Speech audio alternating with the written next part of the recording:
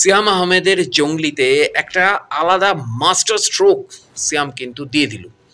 কারণ আমরা যখন এর প্রথম পোস্টটা দেখেছিলাম, আমরা যখন এর প্রথম প্রি টিজার দেখেছিলাম, তখন একে আবার পুষ্পার সাথে তুলনামূলক আলোচনা করা হয়েছিল, কবির সিং এর সাথে তুলনামূলক আলোচনা করা হয়েছিল অ্যাগ্রেসিভনেস নিয়ে।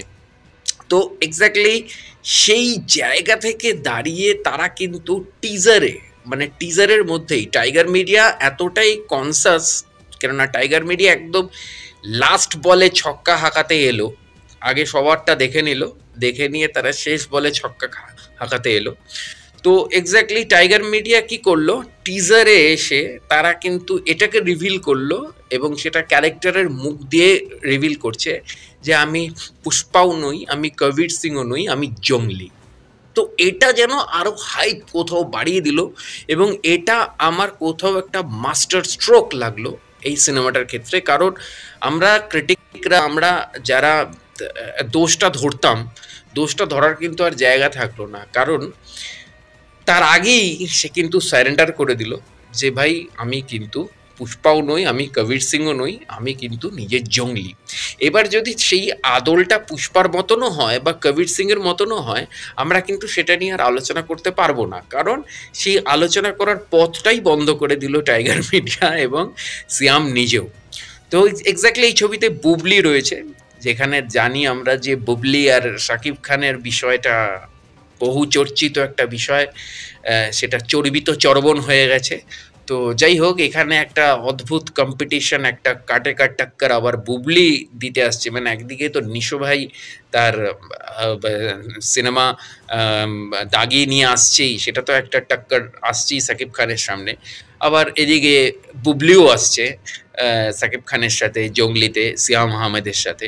তো এই যে টক্করটা, এই টক্করটা কিন্তু এবারের ওই ঈদ উল ফিতর বাংলাদেশের সিনেমার মার্কেটকে একদম রমরম করে রাখবে।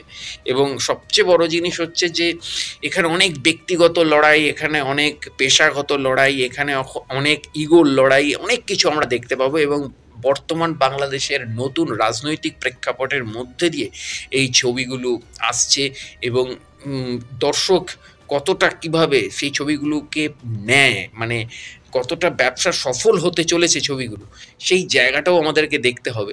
তো এক্স্যাক্টলি আমাদের চোখ রয়েছে, আমাদের ইন্ডিয়া থেকে চোখ রয়েছে বাংলাদেশ ফিল্ম মার্কেটের ওপর।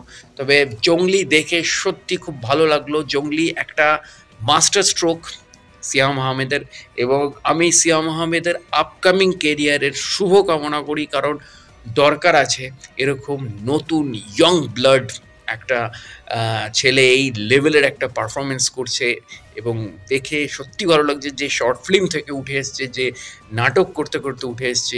এবং এই স্ট্রাকচারটা আমাদের এখানে, আমাদের কলকাতা ইন্ডাস্ট্রিতেও বড় প্রয়োজন। কারণ আমাদের মেগা সিরিয়ালের অনেক অভিনেতা, অনেক নায়ক রয়েছে, তারা কিন্তু সিনেমাতে চান্স পাচ্ছে না, তারা কিন্তু একটা সিরিয়াল করে যাচ্ছে।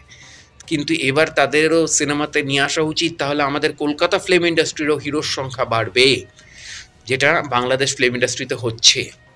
তো অবশ্যই জঙ্গলির অন্যান্য আপডেটের দিকেও নজর থাকবে। তো জুড়ে থাকুন আমার চ্যানেল এবং পেজের সাথে। দেখা হচ্ছে পরের ভিডিওতে। নমস্কার।